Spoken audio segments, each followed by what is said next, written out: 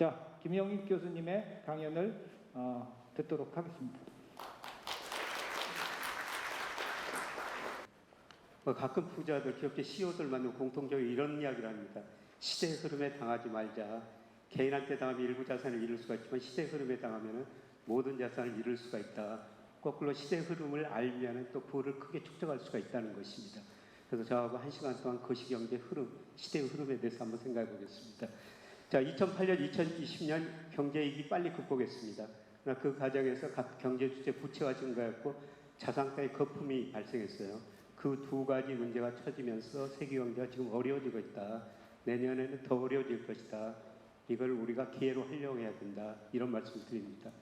그리고 제가 환율 금리, 올해하고 정반대되는 상황이 내년 이후에 펼쳐질 거로 보고 있습니다. 달러 가치는 하락하고 내년에 금리는 다시 떨어질 것이다. 그리고 주가, 제가 작년 하반기부터 주식 비중 좀 많이 줄여주십시오 그랬는데 지금 완전히 주가가 저평가의 분위기에 들었었어요. 그래서 저는 지금은 기다리는 시기다. 이런 말씀을 드리도록 하겠습니다. 경제라는 게 장기적으로 성장하죠. 그런데 중간중간 어려운 시기가 왔지 않습니까? 대표 2008년 미국에서 글로벌 금융 얘기, 2020년 코로나 얘기하지 않습니까? 언론에서 저를 닥터툼이라고 그러는데요. 제가 두 얘기를 미리서 좀 경고했기 때문에 그런 이야기가 온 것 같습니다.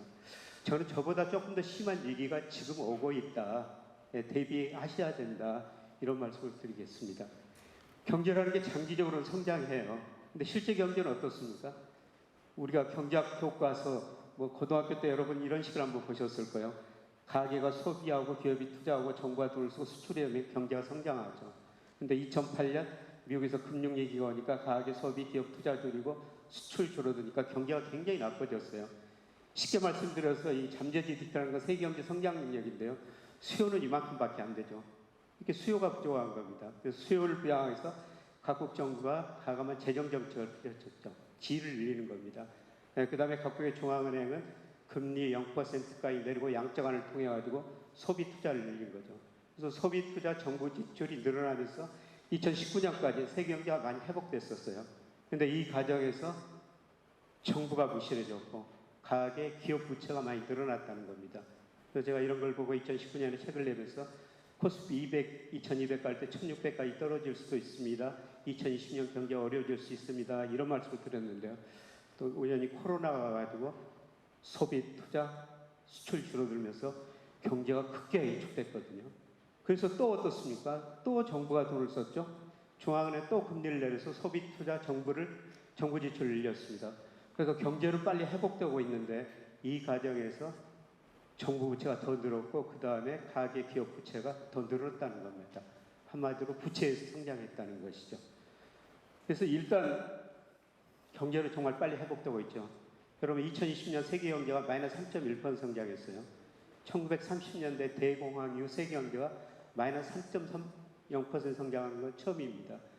그런데 작년에 6.1% 성장했지 않습니까? 그야말로 V자형의 회복이었죠.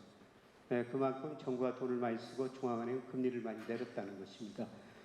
그래서 경제는 빨리 회복됐는데요. 두 번의 위기를 거치면서 GDP 대비 모든 경제 부채가 늘어나 버렸고요. 특히 선진국은 정부 부채가 늘어났습니다.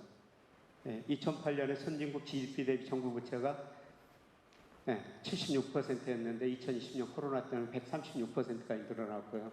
신흥국은 기업 부채가 많이 늘어났죠. 59%에서 127%로 늘어났지 않습니까? 우리나라는 누가 부실해졌어요? 가계부채가 제일 많이 늘어났죠. 여러분 97년에 외환위기에 왜 왔었어요? 80년대 말에 우리 경제 너무 좋으니까 우리 기업들이 미래를 낙관적으로 보고 정말 투자를 많이 했죠. 근데 90년대 들어가서 수요가 부족하니까 기업이 부실해지고 은행이 부실해지고 한마디로 97년의 외환위기는 부실한 기업, 은행을 처리하는 과정이었습니다. 30대 재벌 중 11개가 해체될 정도로 정말 빼앗긴 구조조정했죠. 구조조정 잘했다고 평가받았습니다. 그때 우리 가계부채가 GDP의 5%밖에 안 됐고요. 특히 정부 부채가 GDP 대비 6%밖에 안 됐습니다. 그래서 우리 정부가 공적자금 170조 투입해가지고 구조조정 빨리 끝내는데 기여했죠.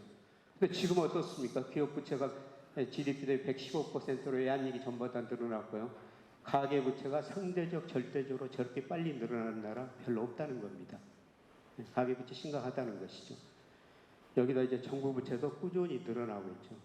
우리나라도 대표적으로 부채에서 성장한 나라 중에 한 나라라는 겁니다. 다른 나라와 비교하면요, 기업 부채 세계 평균보다 높고요. 특히 가계 부채 세계에서 가장 높죠. 네, 상대적으로 정부 부채가 낮습니다. 앞으로 정부가 쓸 수밖에 없어요. 근데 정부가 돈을 정말 잘 써야지 경제도 회복되고 다시 세금이 거칠 텐데요. 과연 잘 쓸 수 있을지 좀 지켜봐야 되겠습니다. 어떻든 우리나라도 부채에서 성장한 대표인 나라 중에 한 나라다, 이렇게 볼 수가 있고요. 두 번째, 모든 저상가의 거품이 발생했다 붕괴되는 과정이에요. 제가 마샬 K로 빨간 선으로 그려놨습니다. 다음에 2기 때마다 어떻습니까? 명목 GDP에 비해서 M2 급증해버렸죠. 특히 이번에 코로나 때 어떻습니까? 이건 대표적 미국 경우인데요. 나머지 나라도 마찬가지입니다. 얼마나 빨리 증가해버렸어요. 얼마나 많은 돈을 풀어버렸습니까? 그래서 채권 시장에서 거품이 발생했다 붕괴됐죠. 미국 10년 국채 수익률이 0.5%까지 떨어졌어요. 지금 3.5% 근접했지 않습니까? 제가 추정해보면 적정 수준이 한 4% 정도 나옵니다. 좀 더 오를 여지는 있다는 거죠. 근데 채권 시장에서는 거품이 많이 붕괴된 것 같습니다. 이제 주식 시장에서 거품이 붕괴되고 있어요. 흔히들 버킷 주스라고 그러는데요. 미국 전체 주식 시장의 시가총액을 GDP로 나눈 겁니다. 작년 4분기에 334%였어요. 지난 22년 평균이 한 186%였죠. 이제 주식시장에서 거품이 붕괴되고 있다는 겁니다. 최근에 2분기 통계 보니까 254%로 많이 낮아졌는데요. 아직도 갈 길이 멀다는 겁니다. 부동산 시장에서 거품이 발생했어요. 여러분, 2008년 미국의 금융위기가 왜 왔습니까? 집값이 폭등하고 폭락하는 과정에서 왔지 않습니까? 지금 집값이 그것보다 훨씬 더 많이 올랐다는 겁니다. 물가에 비해서, 소득에 비해서, 렌트에 비해서. 제가 보기에는 심각한 거품이에요. 이제 저 거품이 조만간 꺼질 거라는 겁니다. 2000년에 미국의 IT 거품, 주식시장의 거품이 붕괴됐어요.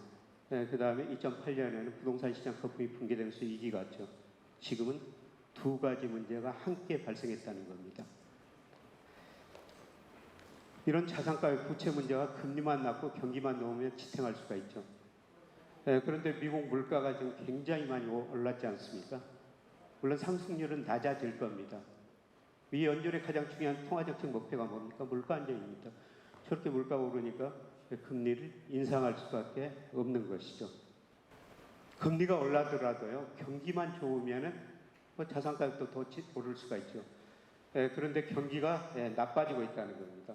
대표적으로 OECD에서 각국의 선행지수 발표하는데 우리나라가 5월 정점을 꺾이고 OECD 전체에서 7월 정점을 꺾이고 있어요. 네, 여러분, 이 그림 보면요, 우리가 정점, 저점 다 앞서가고 있습니다. 이런 의미에서 우리 경제는 세계 경제 풍향계다. 스티븐 노치 예일대 교수는 탄광 속의 카나리아다. 그럼 우리 경제 공부 잘하면 세계 경제 흐름을 알 수가 있다는 겁니다. 우리 주가를 보면 세계 경제 흐름을 알 수가 있다는 것이죠. 그래서 우리 경제가 먼저 꺾이고 전 세계 경제가 꺾이고 있다는 겁니다. 그래서 전 세계가 부채에서 성장했고 자산가의 거품이 발생했는데 금리가 오르고 경기가 나빠지니까 두 가지 문제가 발생할 수밖에 없다는 것이죠. 작년 말까지는 대부분의 연구기관들이 파란선 세계 경제 성장률 이런 식으로 전망했거든요. 그런데 최근에 와서는 어떻습니까? 많이 비관적으로 바뀌고 있어요. 제가 작년 하반기에 책을 내면서 이런 그림을 그려놨습니다. 이런 그림으로 갈 가능성이 높다는 거죠. 아까 말씀드린 부채 문제, 자산가격 거품 문제가 금리 상승, 경기 침체로 이럴 가능성이 상당히 높아지고 있다는 겁니다. 확률적으로 이 가능성보다 이 가능성이 더 없다는 겁니다. 이제 시작되고 있다는 거죠. 영국의 디 이코노미스트에서 제가 인용한 그림인데요. 다음 경기 침체가 오고 있다는 거예요. 그런데 우리가 쓸만한 무기가 없다는 거죠. 지난 2008년, 2020년 경제위기를 겪으면서 우리가 뭐로 극복했어요? 과감한 재정정책, 통화정책으로 극복했다는 거죠. 물론 다음 위기가 오면, 경기 침체가 오면 정부가 돈을 쓸 거예요. 그런데 정부 부채가 높기 때문에 과거처럼 정부가 돈을 쓸 여지가 별로 없다는 겁니다. 통화정책은 쓸모없는 무기가 될 거라는 겁니다. 왜냐하면 물가가 상당히 앞으로 상승률은 낮아질 겁니다만 높은 수준을 유지하기 때문에 금리를 내릴 여지가 없고 돈을 풀 여지가 없다는 겁니다. 그리고 가계 기업 부채가 높기 때문에 금리를 내려도 소비 투자가 지난 두 번의 위기처럼 많이 안 늘어날 거라는 겁니다. 그래서 짐 로저스 같은 사람은 다가오는 위기는 자기 80평생 보지 못했던 위기일 것이다. 이렇게 좀 극단적인 전망을 하는데요. 그 정도는 아니더라도 굉장히 실물 경제는 어려운 시기가 오고 있다. 이렇게 좀 볼 수가 있습니다. 자, 미국 경제는 정말 제가 보면 볼수록 탄력적이에요. 경제도 급락했다가 급등했고요. 고용 한번 보세요. 2008년 금융위기 때 미국 기업들이 일자를 870만 개 줄입니다. 경기가 회복되니까 2280만 개 늘리죠. 그런데 어떻습니까? 코로나 때문에요. 2020년 3, 4월 달에 2200만 개 일자를 줄여버려요. 10년 동안 늘었던 일자리를 단 2달 사이에 줄여버린 나라가 미국이라는 나라는 겁니다. 그리고 경기가 회복되니까 일자리, 지금 잃어버린 일자리 다 찾았죠. 실업률도 많이 떨어졌습니다. 근데 최근에 어떻습니까? 일부 미국 기업들이 일자리를 줄이고 있죠. 또 경기가 나빠지면 어떻습니까? 급격하게 일자리를 줄여버릴 거라는 겁니다. 통화정책도 정말 탄력적이죠. 지난 금융위기 때 5.2에서 0%까지 금리 내리고 양적완을 통해 가지고 돈을 풀었죠. 경기가 회복되니까 금리 올리고 양적 축소를 단행하다가 또 코로나 때문에 금리 금방 0%까지 내리고 돈을 얼마나 많이 풀어버렸습니까? 연준 자산이요. 그야말로 수직으로 늘어났지 않습니까? 그래서 경기가 회복되고 자산가격이 많이 올랐는데요. 이렇게 돈을 많이 풀어주니까 물가가 오르니까 어떻습니까? 금리 수직으로 올리고 있죠. 이제 양적 축소를 한다는 겁니다. 자산가격이 견디기가 쉽지 않을 거라는 겁니다. 자, 이걸 저는 미국 금리, 미국 경제를 한눈에 볼 수 있는 거라고 볼 수가 있는데요. 미국의 실질금리예요. 제가 명목금리는 미국의 10년 국채 수익률 명목금리로 삼았습니다. 여러분, 금리가 물가보다 높아야지 우리가 저축을 하게 돼요. 실질금리는 플러스가 정상이죠. 근데 미국 실질금리가 마이너스 6%까지 역사적으로 최저치입니다. 지극히 비정상적이라는 거죠. 이 실질금리가 플러스로 전환되려면 어떻게 해야 되겠어요? 금리가 많이 올라야 되죠. 그래서 금리가 오르고요. 저는 금리가 오르는데 한계가 있을 거라고 보고 있습니다. 아까 미국 10년 국채 수익이 한 적정 수익 4%일 것이다. 거기서 좀 벗어날 수가 있죠. 근데 이 금리가 정상화되려면 물가 상승률이 많이 낮아야 된다는 거죠. 저는 내년 하반기에 미국 소비자 물가 상승이 한 3%대로 낮아지라고 보고 있는데요.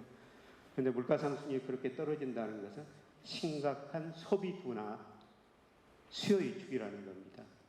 그래서 실질금리가 이렇게 마이너스가 된 적이 있다가 76년, 그 다음 81년 이후에도 물가 상승률이 급락하면서 실질금리가 정상화됐는데요. 심각한 그때 경기 침체가 있었다는 겁니다. 그런데 이걸 보면은 아마 내년 경제는 더 심각해질 것이다. 이렇게 볼 수가 있습니다. 자, 우리 미국뿐만 아니라 중국도 배워야 되는데요. 2008년 미국에서 위기가 오고 2009년 미국을 중심으로 전 세계가 마이너스 성장했죠. 근데 2009년, 2010년 중국은 9 내지 10% 성장합니다. 2020년에도 중국은 마이너스 성장 안 했어요. 그래서 중국 경제가 2009년, 2010년 성장한 거는요. 중국 기업들이 엄청나게 투자를 많이 했기 때문입니다. 여러분, 투자가 GDP에서 차지하는 세계 평균이 이 당시 한 22%였어요. 근데 중국은 47%까지 올라갑니다. 투자를 해가지고 9 내지 10% 성장한 거예요. 특히 건설 관련 기업들이 투자 많이 했죠. 그래서 일부 경제학자들은 중국 GDP를 시멘트 GDP다 이런 식으로까지 표현합니다. 근데 이렇게 투자 많이 하죠. 생산 능력 늘려나는데 상품이 안 팔리는 거예요.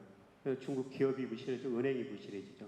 그래서 중국 정부가 투자보다는 소비 중심으로 성장해야 되겠다 이렇게 정책 방향을 바꾼 거예요. 근데 중국이 2020년에도 마이너스 성장까지 안 간 거는요. 2019년부터 중국의 1인당 국민소 1만 달러를 돌파했어요. 역사를 보면은 1만 달러 돌파하면 소비가 어느 정도 증가하거든요. 14억 인구가 소비를 하기 시작했다는 겁니다. 중국은 극단적으로 마이너스 성장까지는 안 가는데요. 근데 중국의 문제는 투자 중심으로 성장하는 거에서 기업 부채가 세계에서 제일 높은 나라라는 겁니다. 이 기업 부채를 어떻게 해결할 것인가. 그래서 비관적으로 보는 사람들은 위기를 겪을 것이다. 인구까지 감소하면서 중진국 함정에 빠질 것이다. 이런 식으로 전망을 하죠. 비슷한 현상이 나오고 있습니다. 그러나 저는 시간이 갈수록 투자보다는 소비가 증가하면서 극단적인 침체는 빠지지 않고요. 4 내지 5% 질적 성장 국면에 들어서는 과정이 전개될 거라고 보고 있습니다. 여러분, 우리도 1980년대 3조왕으로 정말 우리 고성장이 했죠. 이때 우리 기업들이 미래를 낙관적으로 투자를 많이 했는데 90년대 수요가 부족하니까 기업은행이 부실해지면서 시대 외환위기를 겪었다고 그랬죠. 많은 기업 구조조정, 소비 투자가 줄어들면서 성장률 많이 떨어졌죠. 근데 우리가 질적 성장 국면에 들어섰다고 해가지고 이때 자산 가격이 한번 급등하거든요. 이후에. 네, 중국이 2단계에 있다는 겁니다. 근데 우리는 IMF 처방에 따라 정말 빠른 구조조정을 할 수밖에 없었는데요. 중국은 구조조정 속도가 계속 느리죠. 스스로 구조조정하니까. 네, 그런데 저는 결국은 중국이 구조조정하고 질적 성장 국면에 서서고 한번 중국의 그 주가가 한번 도약하리라고 보고 있습니다. 여러분 97년 외환위기를 겪으면서 우리가 외국인들한테 얼마나 돈 벌 기를 줬어요? 코스피가 277까지 떨어졌습니다. 원달러 일시적으로 2,000원 근처까지 갔어요. 그래서 론스타가 그때 우리나라 외환은행사하고 나중에 5조 원 가깝게 자산가격도 오르고 환율도 떨어지고 그렇게 걸어갔지 않습니까? 네, 저는 우리가 이제 멀리 보면 중국에서 금융으로 국부를 늘려야 된다 이런 주장을 하고 있는데요. 이런 걸 기대하고 지금 미국계 금융회사들의 중국 진출 계속 더 늘리고 있죠. 특히 JP모간은 작년에 100% 증권자회사를 중국에다 만들었어요. 여러분 미중 패권 전쟁의 본질이 뭡니까? 뭐 이 자리에서 자세하게 제가 말씀을 드릴 수가 없지만은 저는 2001년 중국이 WTO에 가입하고요. 작년까지 보니까 중국이 미국에서 5조 8천억 달러 무역수지 흑자를 기록했어요. 미국에는 5조 8천억 달러 중국에 갖다 준 거죠. 근데 이 돈을 저는 미국이 찾아가자는 게 목적입니다. 그럼 미국이 잘하는 게 뭡니까? 제일 잘하는 게 금융이에요. 중국의 금융시장, 자본시장, 외환시장 빨리 개방하라는 거죠. 중국도 위안화 국제화를 금융강을 추구하고 있습니다. 이미 금융산업은 개방해버렸고 시간의 문제죠. 저는 금리 자유, 외환시장 자유화하리라고 보고 있습니다. 그때를 기다리면서 지금 미국계 금융회사들이 중국 진출을 크게 늘리고 있다는 겁니다. 자, 최근에 유가가 많이 올랐었습니다. 여러분, 2006년 이무렵에 유가 급등했었죠. 150달러 넘었었습니다. 그때 일부가 IB들이 200달러 한다고 그랬는데요. 이때 우리 주가는 미리서 떨어지고 있었어요. 그리고 2008년 위기가 왔죠. 우리 주가 작년 하반기 때 이렇게 떨어져요. 우리 주가가 떨어진다는 건 뭡니까? 우리 GDP 중 수출이 차지하는 비중이 44%나 돼요. 우리가 주가가 떨어진다는 것은 앞으로 수출이 안 될 것이다. 세계 경제 성장 둔화될 것이다. 그래서 저는 우리 주가 떨어진 것 보고요. 그냥 원유 인버스를 샀습니다. 아까 스티븐 노치가 우리 경제를 세계 경제, 풍향제다, 탄광소의 카나리아다. 우리 주식시장 보면 우리 경제를 보면 세계 경제 흐름을 알 수가 있다는 거죠. 이걸 보고 저는 유가가 떨어질 거라 생각했는데 지금 많이 떨어졌고요. 좀 반등하겠습니다만 내년에는 저는 70달러까지 떨어질 수 있다. 이거는 이제 블룸버그 컨센서스예요. 최근에 올수록 성장률이 계속 낮아지고 있습니다. 근데 여러분 이 표에서 보시면 올해는 달러 강세인데요. 다른 수치도 참조하시고요. 그런데 내년에는 블룸버그 컨센서스가 유로 강세, 이하나 강세, 엔 강세. 올해하고는 정반대되는 전망을 하고 있죠. 내년에는 달러 가치가 떨어지고 다른 모든 통화 가치가 오를 것이다. 이렇게 지금 보고 있습니다. 이건 나머지 수치 좀 참조하시고요. 그래서 지금 달러 가치가 굉장히 많이 올랐는데요. 달러 가치가 그동안 두 번에 걸쳐 아주 크게 떨어졌어요. 80년대 들어와서 미국이 어려우니까 85년 9월에 플라자 분리도 했죠. 이때 달러 가치가 그 이후로 50%나 떨어집니다. 그리고 2000년 IT 버튼 붕괴되면서 미국 경제가 세계 GDP에서 차지하는 비율이 31%, 23%까지 떨어지면서 달러 가치가 40% 떨어졌거든요. 근데 올해 특히 달러 가치가 많이 오르고 있습니다만 저는 거의 정점 무렵에 도달해 있다고 보고 있습니다. 미국의 대내 불균형이 너무 심화되기 때문입니다. 여러분 2001년 8월 달에요. S&P가 미국 국가 신용 등급을 내렸어요. 미국의 대내 부채가 너무 많이 늘어나고 있다는 겁니다. 지금 그것보다도 심각해요. 미국이 이걸 어떤 식으로 버티고 있습니까? 외국인 직접 투자. 바이든 대통령이 우리나라 가지고 어디 먼저 갔어요? 삼성전자 나갈 때 현대차 갔죠. 얼마 전에 또 SK가 통화했지 않습니까? 직접 투자 좀 해달라는 겁니다. 그리고 미주미라 가지고 우리 국민들, 우리 국민연금이 미국 주식 채권 얼마나 많이 사주고 있습니까? 그걸로 버티는 거예요. 근데 그런 돈이 들어가면은 저는 달러 가치가 많이 떨어질 수밖에 없을 것이다. IMF가 내년부터 세계 경제에서 미국 비중 축소라고 전망하고 있어요. 2027년까지 전망해 놨는데요. 이건 무슨 의미죠? 달러 가치가 하락할 것이다. 그래서 저는 내년부터 달러 가치가 장기적으로 하락 국면이 전개될 것이다. 그렇게 되면 상대적으로 우리 원화 가치는 저는 1,400 일시적으로 넘을 수 있다고 생각해요. 그건 일시적이다. 내년부터는 아까 블룸버그 컨센서스 달러 빼놓고 모든 통화가 강세다 이렇게 전망했는데 원화도 마찬가지로 보고 있습니다. 자, 우리 경제예요. 여러분이 투자를 하시든지 사업 계획을 세워서 이제 이 선행지수 순환 변동치를 꼭 보셔야 된다고 생각합니다. 이 선행지수 순환 변동치는 통계청에서 발표하는데요. 미리서 경기를 예고해 주는 지표예요. 근데 작년 6월을 정점으로 떨어졌지 않습니까? 제가 다른 여러 가지 지표도 보고 있습니다. 이걸 떨어진 거로 예측하면서 주식 비중 좀 가감히 줄여주십시오. 이런 말씀을 드렸었습니다. 코스피가 작년 6월에 3,300까지 올랐다가 최근 2,300까지 거의 30% 하락했지 않습니까? 이 선행지수 떨어지면 우리가 투자자라면 주식 비중 많이 줄여야 된다. 좀 쉬어도 된다. 이런 말씀입니다. 그래서 이게 이제 언제 올라갈 것인가? 이거는 좀 기다려봐야 되는데요. 저는 내년 상반기 무렵이 아닐까 이렇게 생각하고 있습니다. 한국은행 경제 전망인데요. 최근에 올수록 경제 성장은 낮추고 물가 상승률 전망치는 계속 올리고 있습니다. 그런데 우리 경제 구조적인 문제는요.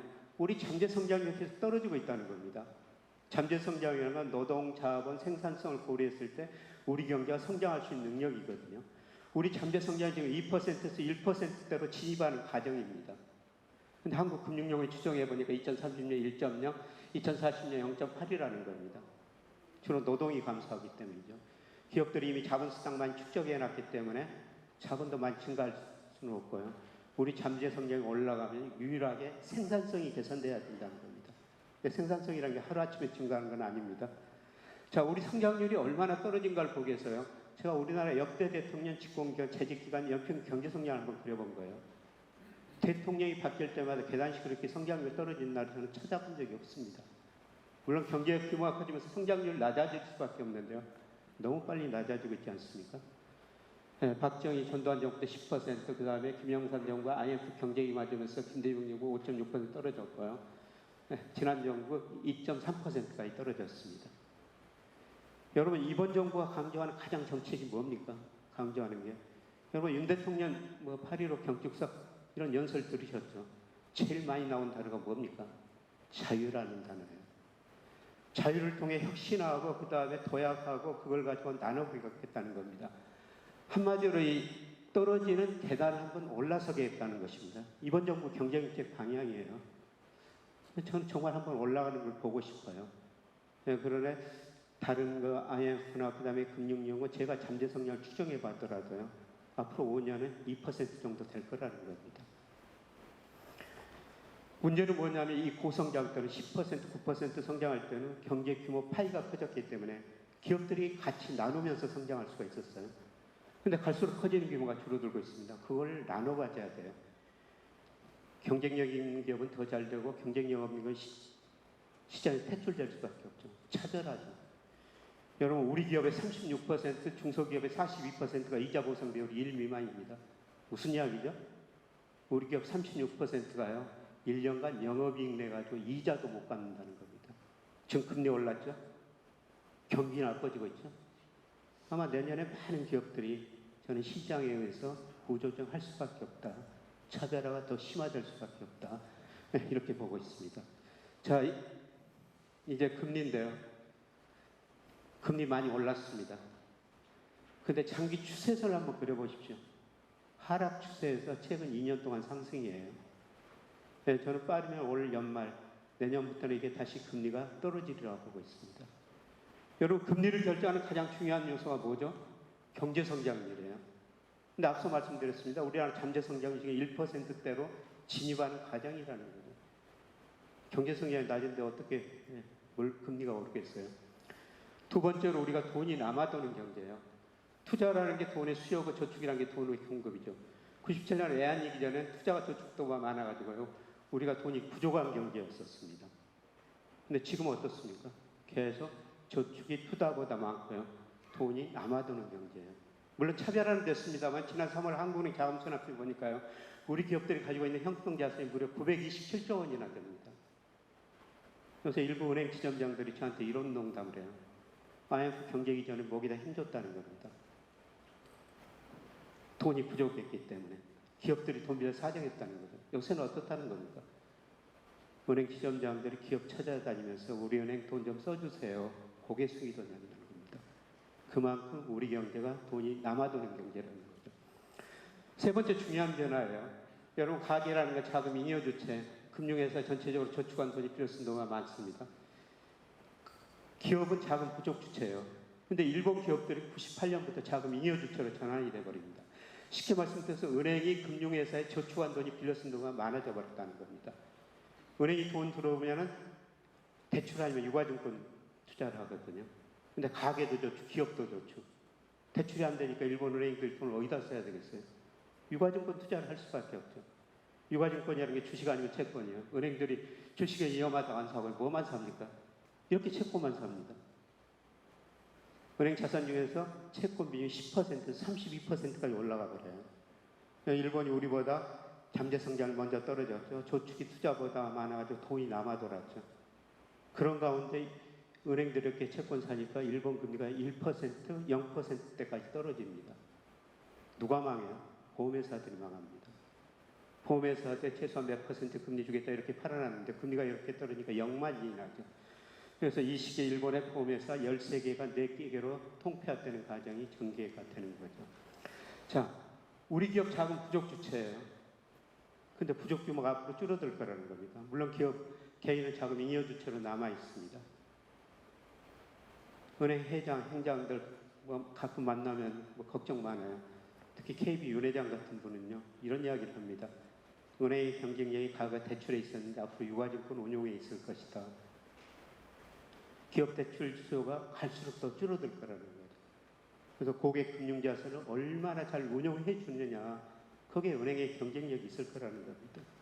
그래서 금리를 결정하는 가장 중요한 요소인 경제성장이 떨어지고 저축이 투자보다 남아돌고 우리 은행들이 이렇게 채권 사면서 금리는 다시 떨어질 수밖에 없다는 겁니다.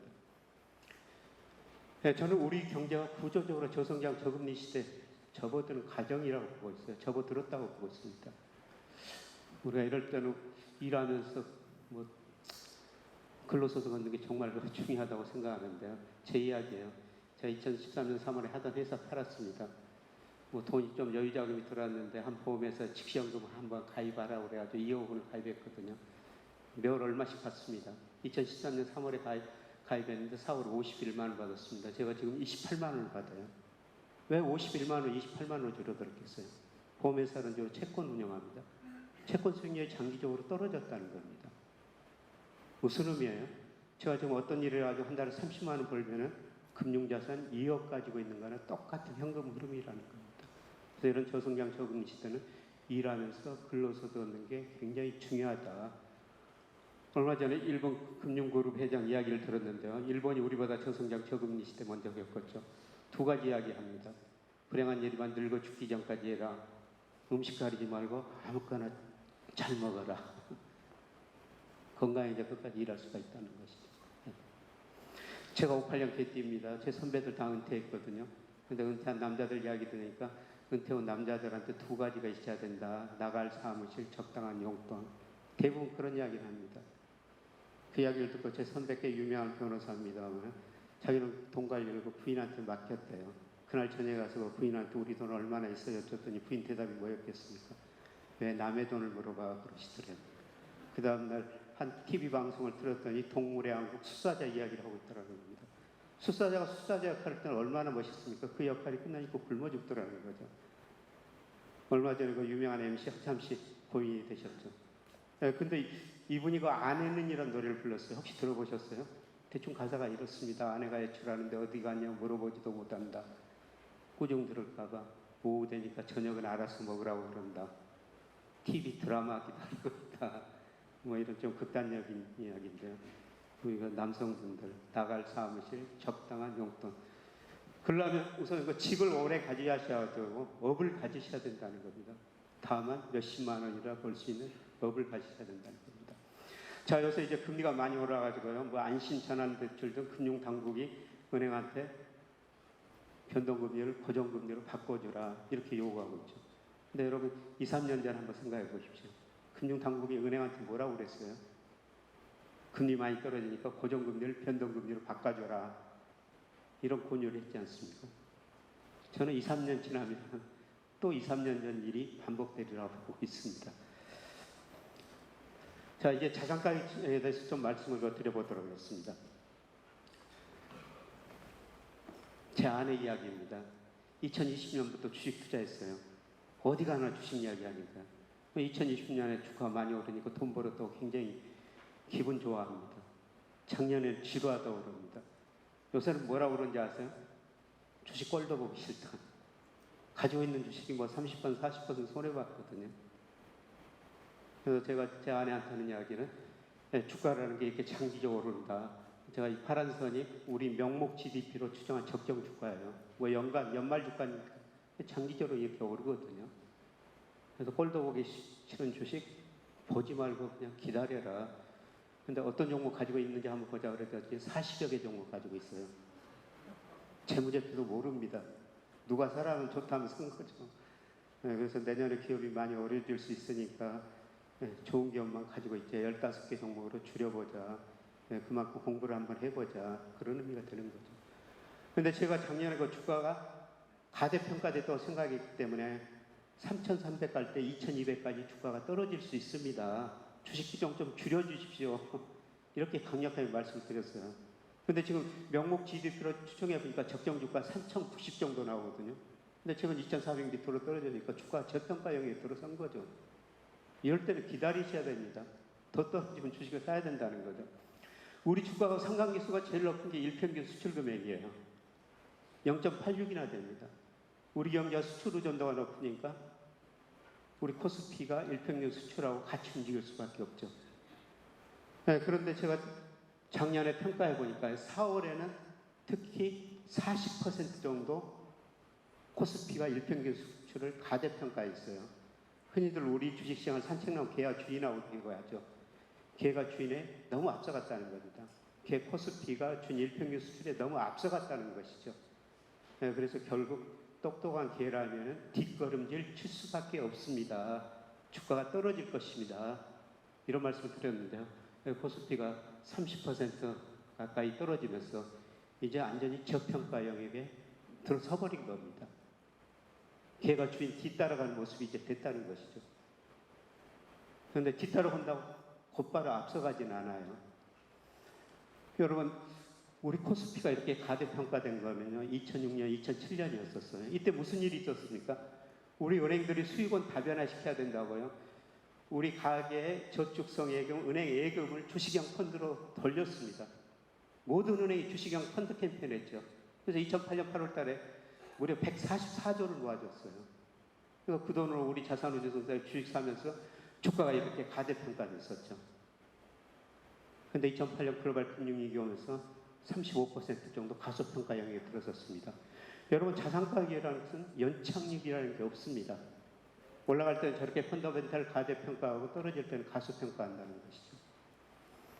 자, 이번에는 뭐 통합개미운동이라고 그러죠. 많은 분들이 직접 주식시장에 참여했습니다. 정말 많은 사람들이, 특히 많은 유튜버들이 등장하면서 주식을 그렇게 권유했지 않습니까? 거품이 발생한 겁니다. 지금 어떻습니까? 거품이 완전히 붕괴되는 과정이에요. 붕괴됐습니다. 우리 주식은. 지금 이런 시기에는 저는 여기서 조금 더 떨어질 수가 있습니다. 제가 뭐 여러 가지 가지고 있는 모델 예측해보고 그 다음에 경기 예측해보면 내년 상반기, 특히 1분기까지는 더 떨어질 수가 있어요. 그런데 이럴 때는 주가 저평가 영역에 들어섰으니까 기다리시면 된다는 겁니다. 그리고 떨어지면 주식 비중을 더 늘려야 된다는 겁니다. 저는 배당 투자는 꼭 해야 된다고 생각하는데요.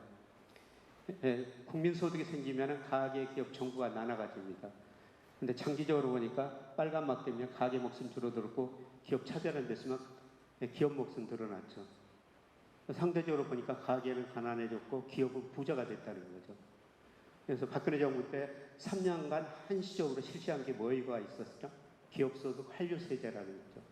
이건 한마디로 기업소득, 가계소득을 이전시키자는 거예요. 그래서 기업들한테 임금 올려달라, 고용 투자 늘려달라, 배당이라도 늘려달라 그 세 가지를 요구했지 않습니까? 그 뒤로 우리 배당금이 많이 늘어났어요. 사실 우리 주가가 저평가된 여러 가지 이유가 있습니다만 그 중에 하나가 배당성이 낮다는 건데요. 우리가 배당성이 2019년까지 평균 한 17% 정도 됐어요. 기업 순이익 중에서 기업들이 한 17% 정도 배당금을 줬다는 거죠. 근데 2020년부터 30%를 넘어섰게 됐습니다. 그래서 우리가 배당 투자는 주식시장이 좋든 나쁘든 꼭 해야 된다는 겁니다. 저 돈 생기면 은행에다 안 맡겨요. 우리가 은행에 정기예금, 정기 적금 같은 거 들지 않습니까? 그런 식으로 돈이 생길 때마다 배당 많이 주는 회사 주식을 저는 꾸준히 사가고 있다는 겁니다. 자, 마지막으로 가계 자산 부분만 좀 말씀드리고 질문 받도록 하겠습니다. 자, 우리나라 가계 자산 보면 전체 보면은 77%가 실물 자산, 73%가 부동산이고요. 금융자산은 23%, 전월세 보증금을 빼면은 17%밖에 안 됩니다. 특히 뭐 50대 후반, 60대 이상 이분들은 그 80% 이상이 실물 자산이거든요. 물론 어쩔 수 없는 상황은 상황 맞아요. 근데 저는 갈수록 우리 저 고정환 원장님께서 나중에 부동산 가격 이야기하겠습니다. 저는 또 부동산 가격 최고의 전문가니까요. 고 원장님 말씀을 듣는데 저는 부동산 가격이 이미 꺾이기 시작했고 한 3년간 안 좋으리라고 보고 있습니다. 제가 여러 가지 추세를 구해보니까 이 추세라는 건 정부 정책으로도 막을 수가 없더라고요. 지난 정부에서 부동산 억제 정책을 24번인가 냈다고 그러지 않습니까? 그래서 주가가 올랐어요. 저는 윤석열 정부가 앞으로 5년은 계속 투자 안 하리라고 보고 있습니다. 그래도 추세는 못 바뀔 것이다. 그런 생각을 합니다. 그래서 이런 식으로 보면 저는 부동산 비중은 높다. 우리가 그 주택연금 같은 이런 것 제도를 활용해가지고 저는 유동화해야 된다. 이렇게 지금 보고 있습니다. 그리고 금융자산 중에서는 앞서 말씀드렸습니다. 우리가 고성장, 고금리 시대에서 저는 구조적 저성장 저금리 시대 앞으로도 접어들 것이다. 그래서 주식 비중을 좀 늘려야 된다. 여러분 그 7.2법칙이라고 있어요. 7.2법칙이라는 게 뭐죠? 우리가 은행에 복리로 예금했을 때 이자율에 따라서 원금이 2배 되는 기간이에요. 제가 뭐 어렸을 때는 우리 은행 금리가 9% 되는 적도 있었습니다. 71을 8로 나누면 9년 지나면 원금이 2배가 됐었죠. 근데 은행 금리 지금 뭐 아까 3%로 올랐다고 그랬지만 조만간 다시 2%, 1% 떨어질 거예요. 원금이 2배가 되려면 36년, 72년이나 걸려야 된다는 거죠. 투자할 수밖에 없다는 거예요. 그래서 주식 투자 저는 늘려야 된다고 생각하고 있고요. 그 다음에 해외 자산 중에서도 저는 그동안 미국 주가가 좋았었습니다. 미국보다는 아시아 주식을 더 투자해야 된다. 이렇게 지금 보고 있습니다. 우리나라 가계 자산 배분이에요. 우리가 가계가 지난 3월 말에 이제 4,980조 이 정도 금융자산을 가지고 있는데 44%는 은행에다 맡기고 있습니다. 그 다음에 보험연금의 30%, 채권이 2.1%인데요. 저는 채권 비중 너무 낮다고 생각하고 있어요. 그래서 내년에 경제 성장을 둔화되고 물가상승이 낮아질 것이다. 채권 금리 떨어진다. 채권 가격이 올라간다. 지금은 저는 채권 투자 적극 권유하고 있습니다. 2.1% 너무 낮다는 거죠. 주식 비중은 23%, 22%가 떨어졌는데요. 이거는 국가별로 다르죠. 일본 사람들은 54%를 현금 및 예금으로 가지고 있어요. 일본 은행 금리 0%입니다. 이렇게 0% 금리 받고 이렇게 은행에다 돈 맡기는 이유는 뭡니까? 첫 번째 디플레이션. 요새 일본 물가 좀 오르고 있지만 그동안 디플레이션을 겪었지 않습니까? 물가가 떨어지니까 0% 금리 받더라도 실질 금융자산은 올라가지 않습니까? 인구 고령화 때문에 그런데요. 일본 사람들이 평균 67세 정도에 상속받는다는 겁니다. 할아버지 할머니가 상속받아가지고 주식 채권 투자 안 하고 은행에다 맡겼다가 그냥 또 쓰고 후손한테 물려준다는 거죠. 근데 미국 사람들은 어때요? 일본하고 정반대죠. 53%를 주식에 투자하고 있어요. 그래서 미국 주가는 그렇게 많이 올라갈 수밖에 없죠. 근데 우리는 일본보다는 좀 높지만 미국보다는 훨씬 더 낮죠. 우리는 일본식이 좀 근접하고 있습니다. 근데 미국 주가를 앞서 제가 거품이라고 말씀드렸습니다. 미국 가계 자산 중에서 주식 비중이 작년 4분기 54%까지 올라갔었어요. 2000년, 그 다음에 2008년 그 위기 때요. 47, 48%가 고점이었거든요. 미국 사람들이 그만큼 주식을 많이 가지고 있거나 미국 주가가 그만큼 가대평가되어 있다는 것이죠. 지난 10년간 보면 미국 주가가 많이 올랐어요. 예, 그런데 저는 앞으로 10년은 2000년에서 2009년까지, 여러분 2000년에서 2009년까지 미국 S&P 500의 월평균 수익률이 마이너스 0.09%였어요. 월평균 수익률이 마이너스였다는 겁니다. 그 좋은 마이크로소프트 같은 회사도요, 2000년 IT 거품 붕괴되고 제자리 올라갈 때까지 10년이라는 세월이 걸렸습니다. 근데 제가 여러 가지를 평가해 보니까 미국 주식이 그때보다도 더 가대평가되어 있다는 것이죠. 그래서 저는 미국 주식 많이 투자를 늘리는 시기는 아니고 조금 줄이고 대신 중국, 일본, 우리나라, 그다음에 베트남, 인도, 인도네시아, 아세안 주식 비중을 늘리는 시기라고 보고 있습니다. 우리 경제가 구조적으로 저성장 저금리 시대에 접어들었다. 이럴 때는 우리가 일하면서 근로소득 얻는 게 굉장히 중요하다. 여러분 직장 오래 다니시라는 겁니다. 그리고 직장 다니면서 하나 몇십만 원이나 받을 수 있는 업을 가지시라는 거고요. 그 다음에 자산 가격은 장기적으로 오르는데 모든 게 사이클이라는 게 있다. 근데 지금 경기도 수축 국면, 주가가 먼저 떨어졌고 지금 집값도 저는 수축 국면, 하강 국면이라고 보고 있거든요. 근데 결국 시간이 가면 더 올라요. 조만간 머지않아 우리가 주식을 먼저, 부동산보다는 주식을 먼저 싸게 살 기회가 오고 있다. 이런 말씀을 드리고요. 이제 질문 받겠습니다.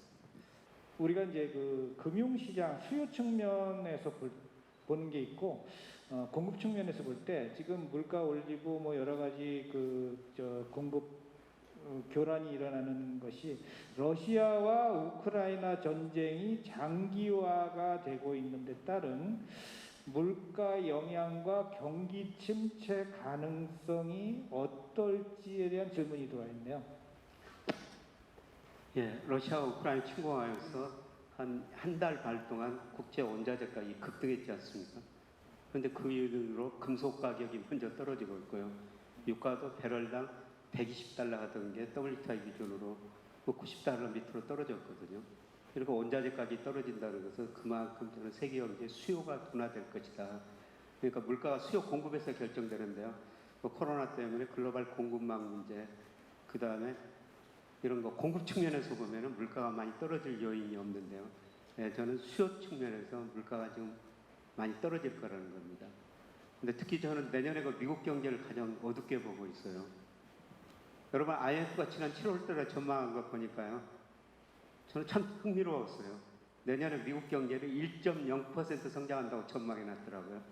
그런데 유로존 1.2%, 일본 경제 1.7% 성장한다고 전망해 놨어요. 내년에 미국 경제가 유로존이나 일본보다 더 낮은 성장을 한다는 것이죠. 그리고 제가 각종 IB들 전망치를 계속 발표될 때마다 참고하고 있는데요. 상당히 많은 IB들이 내년에 미국 경제가 마이너스 성장할 거라고 전망하고 있습니다. 물론 저도 미국 경제 예측 모델을 가지고 있습니다만 지금 1, 2분기 마이너스 성장했는데 소비가 증가하면서 침체가 아니다 그러는데 3분기는 한 1% 안팎 성장할 것 같습니다. 근데 제가 예측해 보니까 4분기에는 고용도 감소하고 소비도 떨어지면서요. 내년 상반기에는 미국 경제가 심각한 침체에 빠질 거라고 보고 있습니다. 그래서 미국 경제가 침체에 빠지면 미국 국채 수익률이 많이 떨어지고, 그 다음에 미일, 독일 같은 이 국채 수익률 차이가 줄어들면서 내년에는 달러 가치가 떨어질 것이다. 이렇게 지금 보고 있는 것입니다. 네, 답변 감사하고요.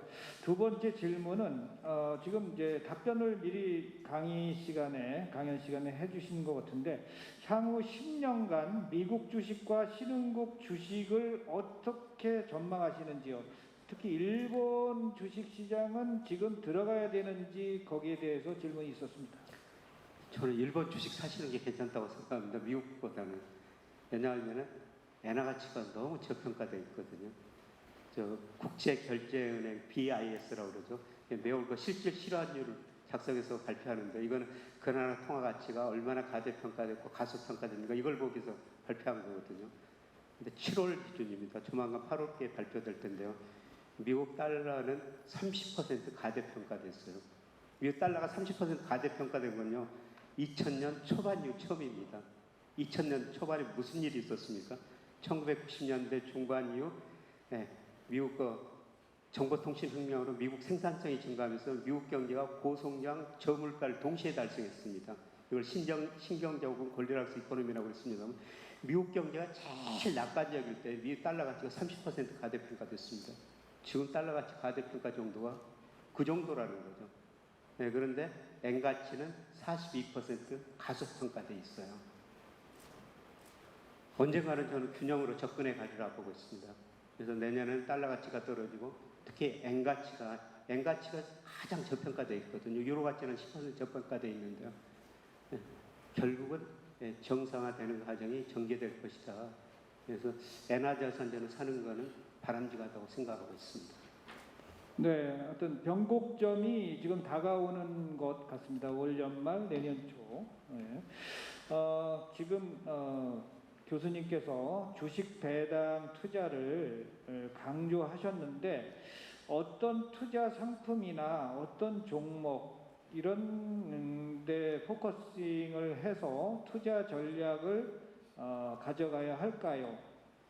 그냥 배당형 펀드 가입하신 게 마음 편하고요. 저는 KT 같은 주식 많이 사놨었어요. 돈 생길 때마다 사실 작년부터 KT 같은 주식 사놨습니다.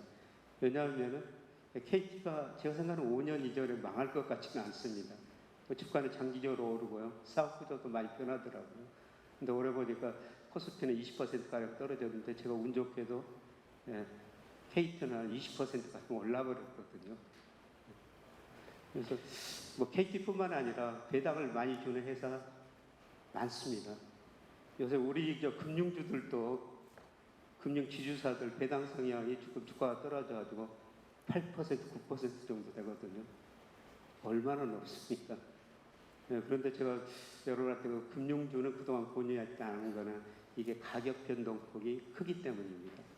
샀다가 배당 수익률 이상으로 주가가 떨어질 수도 있습니다만 지금은 제가 보기에는 굉장히 싸졌어요. 지금은 금융주 배당 투자하셔도 된다고 생각하고 있습니다. 네, 좋은 팁을 말씀해 주셨고요. 또 질문이 있습니다. 7, 8월에 약세장 랠리에서 소위 시장에서는 태조 이방원이라는 주가들이 올랐습니다. 즉 태양광, 조선, 2차전지, 방위산업, 원자력 그렇게 많이 올랐는데 지금 조정은 좀 받고 있습니다만은 앞으로 이들 태조 이방원의 전망이 어떨지 거기에 대한 질문이 들어와 있네요. 장기적으로 성장 산업은 맞는 것 같습니다. 그런데 언론에서 그런 용어가 나올 때는 주가가 이미 굉장히 높은 수준에 있는 거거든요. 그래서 그동안 올랐다가 좀 많이 떨어지고 있지 않습니까? 근데 장기적으로는 그 태조 이방원에 해당되는 그런 업종 주가가 장기적으로 더 오를 것 같고요. 최근에 제가 울산 강의를 2번 가봤었습니다. 근데 그 조선 관련 업종 그쪽 담당자들을 만났더니 굉장히 표정이 밝더라고요. 그동안 저가 수출 받고 원자재가가 올라가지고 적자를 냈는데 굉장히 고가 수출을 받았다는 겁니다. 최근에 원자재가가 떨어지고 그리고 최근 통계 보니까요.